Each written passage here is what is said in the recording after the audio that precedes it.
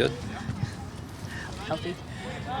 Or any update on Nico as far as It'll still be a game day decision. He did more of training today, and he got fitted with his new flak jacket, his custom-made flak jacket, so he looked pretty good today. What about Román? How did he get through the week of training? He's fine. He's good, ready to go. He's available for selection. We've talked all week about the differences when Nicolás Lodeiro isn't in there at the number 10 spot. When you do have Victor, how is it different? How does the offense function differently?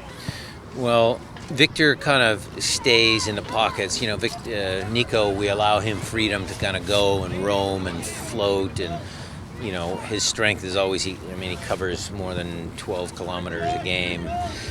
Victor is more kind of steady Eddie. He'll kind of come on one side of the number 6, the other side he'll stay in those pockets, try and get the ball on the half turn, and then be a connector to the next pass.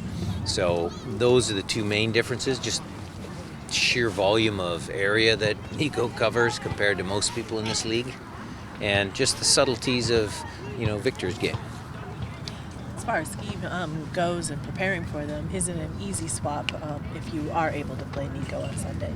Yeah, everybody, look, we're at the end of the season, Jada, so everybody pretty much knows everybody now. There's no, first month of the year, or if a guy comes mid-season, how do they fit in, how do they play, all of that becomes important, but...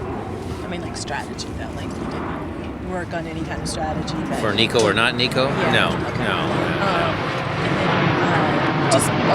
You've had a week to kind of go scout San Jose and work on some things.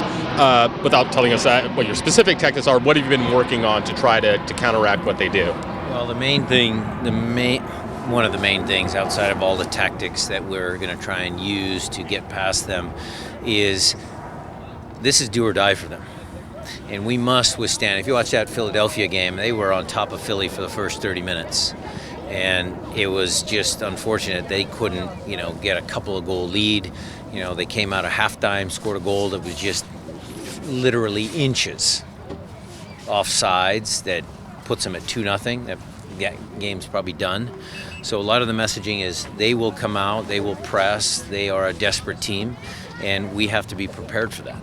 And we have to withstand that. And then when we kind of see what the game shakes out like, then I think we have a chance. We all know Chris Wondolowski and what he's done to Seattle over the history. What other pieces on San Jose do you really got to worry about in your game plan for? Well, they've got a bunch of good players. Vako, Eriksson, Tommy Thompson at right back was a new one for us, but he's done really well. They're solid defensively. Youngworth is very, very good. Their goalkeeping is excellent.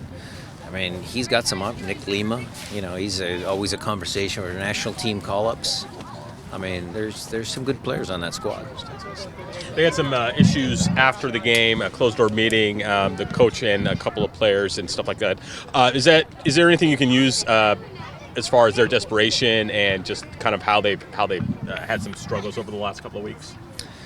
I wouldn't know because I'm not in those conversations, so I don't know how to message my team. Well, they said this or they did that.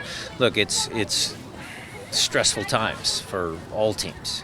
You look at what happened down in Portland. You have to keep your head. You have to maintain your calmness. You have to make sure you're always thinking. You're not worried about stuff that's outside of your control.